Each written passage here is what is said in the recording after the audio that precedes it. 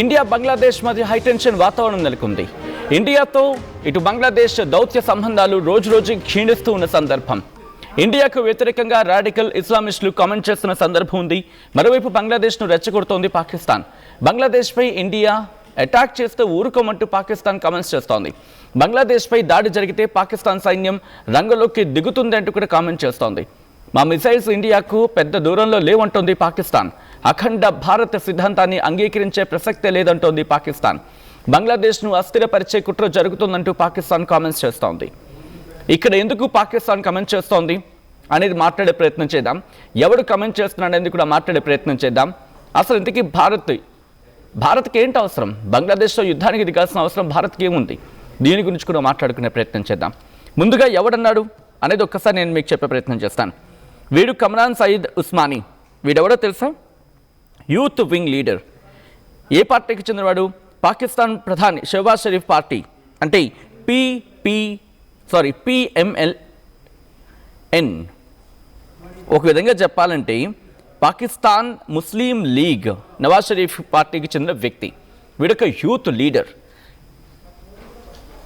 याद कर लो, आप सिर्फ एक यूथ लीडर हैं, सिर्फ एक यूथ लीडर हैं. आपको देश को बचाना है. आपको ముందు నీ దేశాన్ని నువ్వు కాపాడుకునే ప్రయత్నం చేయి. ఎవడో భిక్షం వేస్తే తప్ప బతకలేని మీరు ఈరోజు బంగ్లాదేశ్ గురించి మాట్లాడతారు. అండ్ వీడు ఒకసారి ఏమన్నాడో ఒకసారి వినే ప్రయత్నం చేద్దాం. ఆ తర్వాత అసలు వీళ్ళ పార్టీ ఎందుకు ఇంత గింజుకుంటోంది, వీళ్ళకేంటి అవసరం, ఎందుకు వీడింతలా ప్రగల్భాలు పలుకుతున్నాడు, ఇక్కడ PMLN అంటే పాకిస్తాన్ ముస్లిం లీగ్ నవాజ్ షరీఫ్ పార్టీ ఎందుకు ఇంత గింజుకుంటోంది, ఇవన్నీ కూడా మాట్లాడుకునే ప్రయత్నం చేద్దాం. ముందుగా వాడు ఏమన్నాడు వినండి. ఈ కథను మిమ్మల్ని కాస్త కలవరపరచొచ్చు. అయితే మిమ్మల్ని కలవరపడి గురి చేయడం RTV ఉద్దేశం కాదు, కానీ ఇటువంటి కథనాలు చూసినప్పుడు కాస్త కలవరపడే అవకాశం ఉంటుంది. కాబట్టి దీనికి సంబంధించి తగిన జాగ్రత్తలు తీసుకోవాలని RTV సూచించడం జరుగుతోంది. This is are disturbing content. Video description is highly advised. ఒక్కసారి ఈ సో కాల్డ్ యూత్ లీడర్ ఏమంటున్నాడో చూద్దాం. आपको बड़ा एक क्लियर मैसेज देना चाहता हूं कि अगर अब किसी ने मेरी निगाह उठा के बांग्लादेश की तरफ देखा ना, तो पाकिस्तानी अवाम, पाकिस्तानी अफवाज और हमारे मिसाइल आपसे दूर नहीं है.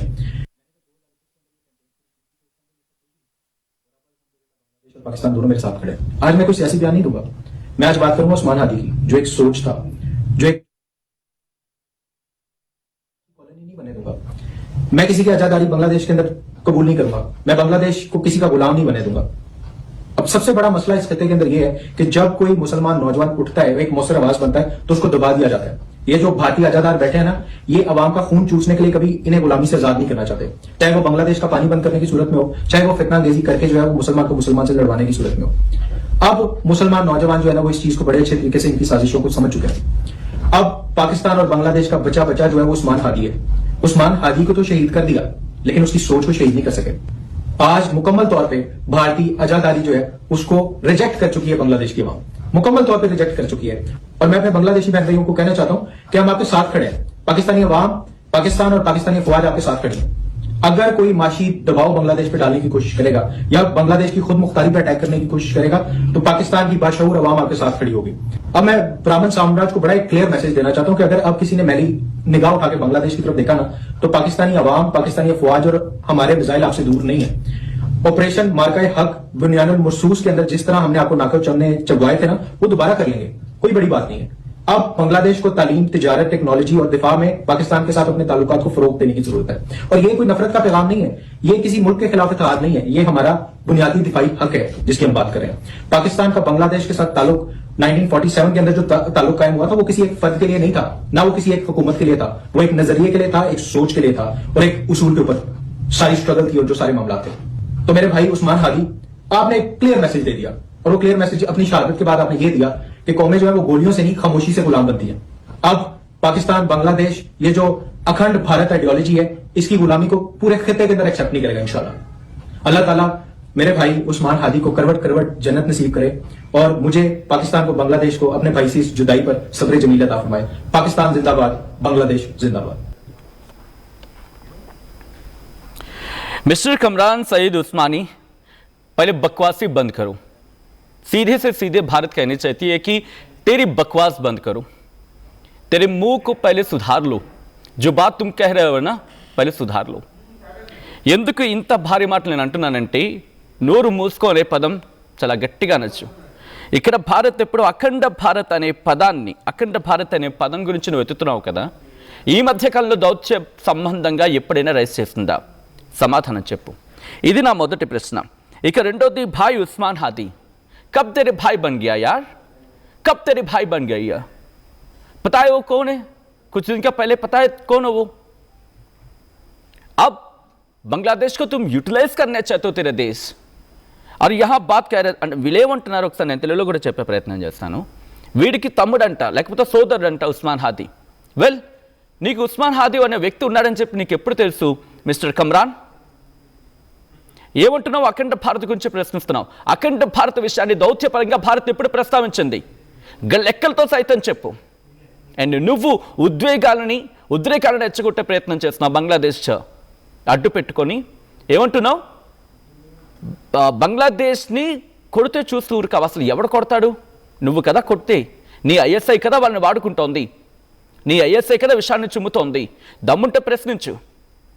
అండ్ నువ్వెందుకు ఈ పొలిటికల్ డ్రామాలు ఆడుతున్నావు ఇప్పుడు మాకు తెలుసు, ప్రపంచానికి తెలుసు. నీకున్న ముష్టి 120 సీట్లు అక్కడ, ముష్టి 120 సీట్లు. అండ్ నువ్వు నీ పార్టీ ఎలా అక్కడ ప్రభుత్వాన్ని సాధించిందో తెలుసు. లెక్కలతో చెప్పమంటావా? బహుశా నువ్వు లెక్కలు మర్చిపోయి ఉంటావు, నేనే నీకు గుర్తు చేస్తా. నీకున్న 336 సీట్లలో నువ్వు గెలిచిందంత 120 అంతే, 120 అటు ఇటుగా. కనీసం మ్యాజిక్ ఫిగర్ని టచ్ చేయలేకపోయారు మీరు. నీ దేశంలో మ్యాజిక్ ఫిగర్ని టచ్ చేయకపోతే ఇటు పీపీపీ పార్టీతో, పాకిస్తాన్ పీపుల్స్ పార్టీతో మీరు జతకట్టి అధికారం చేజెక్కించుకున్నారు అక్కడ. సారీ, అక్కడ అధికారం అంటే ఈ పీపీపీ పార్టీ అంటే ఏదది? వాడు అక్కడ ఉంటాడు, వాగుతూ ఉంటాడు, బిలావల్ భుట్టో, వాడి పార్టీ.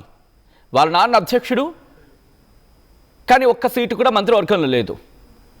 అండ్ మొత్తం మంత్రి పదవులన్నీ మీరే లాగేసుకున్నారు, గుంజేసుకున్నారు. మీరు మాట్లాడతారు న్యాయం గురించి, మీరు మాట్లాడతారు సమన్యాయం గురించి. ఈరోజు మీ మాజీ ప్రధాని ఇమ్రాన్ ఖాన్ జైల్లో ఉంటే ఆ కుటుంబం రోడ్డు మీదకి వచ్చి మాట్లాడుతుంటే కహా హో తుమ్, बताओ उस खानदान को बताओ कहां हो तुम? तेरे देश की एक माजी प्रधानी, एक एक्स प्राइम मिनिस्टर की जो खानदान, पूरा खानदान बाहर आके बोल रहा था कि हम लोग जस्टिस करो, हम लोग जस्टिस चाहिए.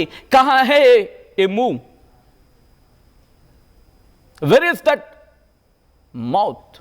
Where is his voice? Talk about your ex prime minister, where the family is coming out and shouting we need justice. Where did you hide yourself? అప్పుడు మాట్లాడదు గొంతు. బంగ్లాదేశ్ని రక్షిస్తారా? బంగ్లాదేశ్ ఏంటిది? భారత్ అటాక్. అసలు భారత్ ఎందుకు అటాక్ చేస్తుంది? అడుక్కున్న దేశం నువ్వు కదా. ఇప్పటికీ నిజం చెప్తున్నాం, నిజాలు మాట్లాడుకోవాలంటే. వాళ్ళ దేశంలో ఆ హింస జరుగుతోంది, హింస ఆందోళన జరుగుతోంది, వాళ్ళు ఏదో పడతారు. ఒకవేళ మా దగ్గరకు వస్తే ఆత్మరక్షణలో ఉంటుంది భారత్, గుర్తుపెట్టుకో. తప్ప అటాక్ చేయాలంటే మాకెంతసేపు? అయినా ఎకానమీ గురించి నువ్వు అక్కడ వెళ్ళిన తర్వాత, నీ ఐఎస్ఐ విషయం చెమ్మిన తర్వాత ఈరోజు వాళ్ళ జీడిపి ఎంత? 6% ఉన్న జీడిపి 4% పడిపోలేదా? నేను నీలా పిచ్చి వాగట్లే, గణాంకాలతో లెక్కలతో సైతం మాట్లాడుతున్నా. భారత్ ఎప్పుడు లెక్కలతో మాట్లాడుతుంది. ఏమంటావు నువ్వు ప్రోత్సహించే ఆ దేశ రాజకీయ కుట్రలు లెక్కలతో మాట్లాడుకుందామా? నువ్వు నీ పార్టీ ఎక్కడికి వస్తారండి సిద్ధం. భారత్ రెడీగా ఉంటుంది మీతో మాట్లాడడానికి. బంగ్లాదేశ్ విషయంలో మీరు చూపిస్తున్న విషయం గురించి మాట్లాడుకుందామంటే భారత్ కూడా సిద్ధంగా ఉంటుంది. ఎందుకంటే ప్రపంచం శాంతిని కోరుకునే దేశంలో భారత్ ముందుంటుంది. మీలా పిచ్చివాగుడు వాగదు. ఏమంటావు? భారత్ కనుక ఒకవేళ దాడికి దిగితే పాకిస్తాన్ వస్తుందా? ఎక్కడి నుంచి వస్తారా? ఎక్కడి నుంచి సహాయం అందిస్తారు?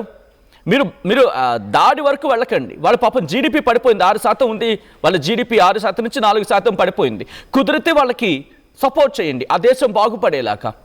అప్పుడు ఆ దేశ అవాం, ఉస్ దేశ్ కి అవాం आपको मदद करेगी, कम से कम सोचेगी. అంతే తప్ప హింసను ప్రేరేపించే నీచ సంస్కృతి మీది. హింసను అక్కడ జనాలు చచ్చిపోతుంటే మా దగ్గర ఒక మాట ఉంటుంది, భౌతికాయాల మీద పేలాలు ఏరుకునే రకాలని చెప్పి. భౌతిక కాయాల మీద పేలాలు ఏరుకునే రకాలు.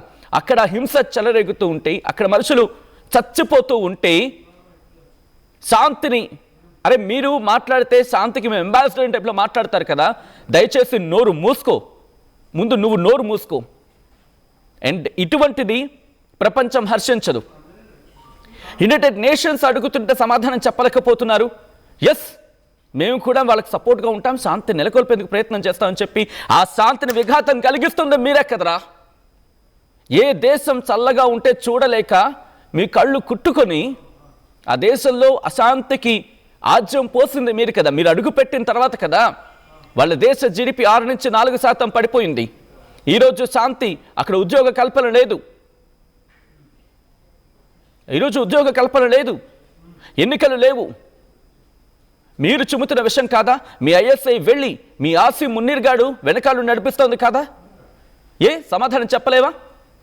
నీ దేశమే కునారిల్లిపోతుంటే, నీ దేశ ఆర్థిక వ్యవస్థ ఆఖరికి, అరే నేను మాట్లాడితే మీకు ఇంకా సిగ్గుతో మీ మొహం ఎక్కడ పెట్టుకోవాలో కూడా మీకు అర్థం కాదు. కండోమ్ విషయంలో జిఎస్టీ గురించి ఐఎంఎఫ్ని అడుక్కోవాల్సిన పరిస్థితిరా. మీరా మాకు చెప్పేది కండోమ్ విషయంలో, ఆ రేటు విషయంలో ఆఖరికి ఐఎంఎఫ్ని అడుక్కుంటున్నారు. మీరు అక్కడ బేరాలు ఆడుతున్నారు. మీరు అమ్ముతున్న కండోమ్ల విషయంలో మీరు తేల్చుకోవాల్సింది పోయి ఐఎంఎఫ్ని అడుక్కుంటున్నారు. చూసారా, మీ దిక్కుమాలిన దౌర్భాగ్యం అక్కడ అర్థమవుతోంది. కాబట్టి ఫస్ట్ నీ ముఖం అద్దంలో చూసుకో. అద్దంలో చూసుకొని 4 తిట్లు తిట్టుకుంటావో, లేకపోతే 4 మంచి మాటలు మాట్లాడుకుంటావో, ముందు నీ దేశం మీద నువ్వు వేడు. ఆ తర్వాత పక్క దేశానికి సాయం గురించి ఆలోచొద్దు. కానీ నీ దేశం బాగుండాలని కోరుకో. ముందు నువ్వు నీ దేశం బాగుండాలని కోరుకుంటే ఆటోమేటిక్గా పక్క దేశానికి సాయపడినట్టే. ఏం మర్చిపోయావా 1971 కహాని? నీ సైన్యం బట్టలూడదీయలేదా భారత్? నీ సైన్యానికి మర్చిపోయావా? ఇంకా మాట్లాడుకుందామా? చెప్పు. भूल गया क्या 1971 की कहानी? तेरे फौजों को भारत फौज ने क्या किया है? आज बांग्लादेश शायद भूल सकता है 1971 में क्या उनको सहायता किया है. शायद, मैं बोल रहा था, यूज कर रहा हूं, I quote here strongly, शायद. जब याद आएगा, जब याद रखेगा, तब पता चलेगा कि भारत की सहायता क्या है और क्या कर सकती है. ఇప్పుడు నువ్వు ఏదో వాగేస్తే బంగ్లాదేశ్లో ఏదో జరిగిపోతుంది అనుకుంటున్నావేమో. నీకు గుర్తుండాల్సిన అవసరం, నీకు గుర్తుండాల్సింది ఏంటంటే, అరే కామెడీ పీసులా తయారవకండి. ఫస్ట్ మీరు మీ దేశంలో కామెడీ పీసులా తయారవుతున్నారు. మీ దేశ వ్యవస్థ ఎవరి చేతుల్లో ఉంది? నామకే వాస్తీ కాదా మీ ప్రధాని? పేరుకే ఉన్నాడుగా మీ ప్రధాని. ముందు దాని గురించి మాట్లాడండి. తర్వాత మీరు యుద్ధంలోకి దిగుతారో, లేకపోతే ఆ పక్కనున్న అరేబియా సముద్రంలో దూకుతారో, లేకపోతే అంత దూరం అరేబియా సముద్రం నుంచి బంగాళాఖాతానికి వచ్చి ఎక్కడ దూకుతారో, ఎక్కడో దగ్గర దూకుతారు. కానీ మీ మునీరుగాడు అంటాడు దేవుడు కాపాడాడని చెప్పి సంతోషించండి. నిజంగా కాపాడాడు దేవుడు మిమ్మల్ని. లేకపోయి ఉంటే పాకిస్తాన్ సైన్యం అంతా మొన్న ఆపరేషన్ సింధూర్లో ఏవైతే ఆలోచించుకో. అసలు నువ్వెక్కడ ఉన్నావు? ఆపరేషన్ సింధూర్లో అడగడు నీ ఆసిమ్ మునీర్ని. బయటకు వచ్చి ప్రగల్భాలు పలకడం కాదు, లెక్కలు గణాంకాలతో మాట్లాడతాం ఎక్కువ మాట్లాడితే నువ్వు. బికాస్ మాకు శాంతి ఉంది, మాకు తెలుసు ఎక్కడ ఎలా ఉండాలి అనేది.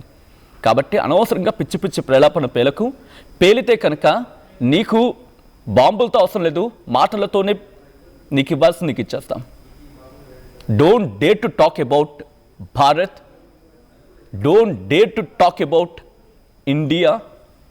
You don't have right to talk that and don't deserve that, and you don't deserve that. Mark my words. India is a growing economy. మా దేశంలో మాకెన్నున్నా, అరే డైవర్సిఫైడ్ సొసైటీ మేము గర్వంగా చెప్పుకుంటాం.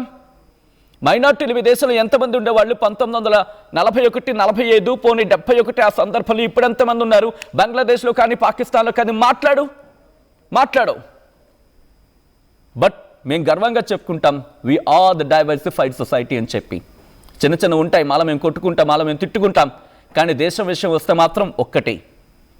సమాధానం చెప్పు నీ బెలూచిస్తాన్కి, సమాధానం చెప్పు నీ సింధ్కి, సమాధానం చెప్పు నీ ఖైబర్ పఖ్తుంఖ్వాకి, సమాధానం చెప్పు నీ గిల్గిత్ బాల్టిస్తాన్కి. ఈ 4కి సమాధానం చెప్పి నీ పంజాబ్కి సమాధానం చెప్పు. అప్పుడు బంగ్లాదేశ్ గురించి మాట్లాడు, అప్పుడు మాట్లాడుకుందాం.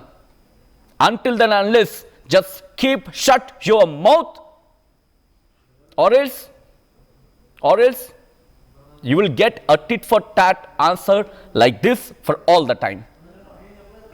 ఈ కథను మమ్మల్ని కాస్త కలవరపరచొచ్చు. అయితే మమ్మల్ని కలవరపడు గురి చేయడం ఆర్టీవీ ఉద్దేశం కాదు, కానీ ఇటువంటి కథనాలు చూసినప్పుడు కాస్త కలవరపడుగురే అవకాశం ఉంటుంది. కాబట్టి దీనికి సంబంధించి జాగ్రత్తలు తీసుకోవాలని ఆర్టీవీ సూచించడం జరుగుతోంది. వీళ్ళు బంగ్లాదేశ్కి సాయం చేస్తారట. చేయండి, సాయం చేయండి, వాళ్ళు బాగుపడేలా సాయం చేయండి. ఎవరైనా హర్షిస్తారు, భారత్ కూడా హర్షిస్తుంది మీలో మార్పు వచ్చిందని చెప్పి. లేదు హింసనే ప్రేరేపిస్తామంటే మీకే కాదు తల్వార్లు మా దగ్గర కూడా ఉంటాయి, గుర్తుపెట్టుకోండి అంతే.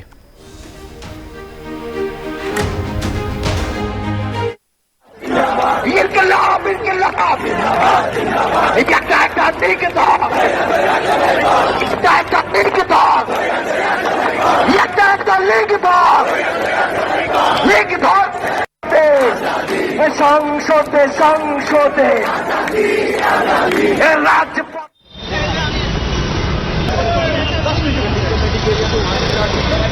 చరిత్ర సృష్టించినోడు ఇప్పుడు ఆ చరిత్రని తిరగరాయబోతున్నాడు. అబద్ధాల గోడల్ని బద్దలు కొట్టి నిజాలను రాగా మీ ముందుంచబోతున్నాడు. నిజమైన వార్తల కోసం వెంటనే డౌన్లోడ్ చేసుకోండి రా యాప్ని.